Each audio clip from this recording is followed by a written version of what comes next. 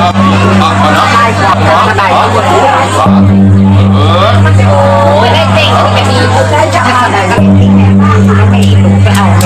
ยมันเอามาตั้งหลายอ่ะผู้ใดเนาะสิได้รับเป็นผู้เล็กเนาะ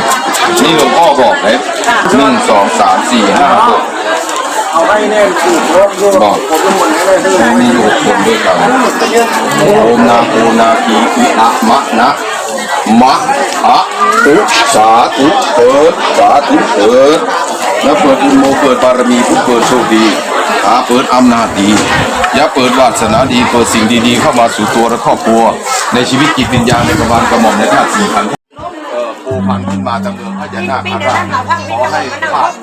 หรือในปราสาทธาตุสี่ขันธ์ห้าดินน้ำลมไฟของเจ้าทั้งหลายแล้วจงมีความแช่มชื่นจงมีความสดชื่นจงมีความสดใส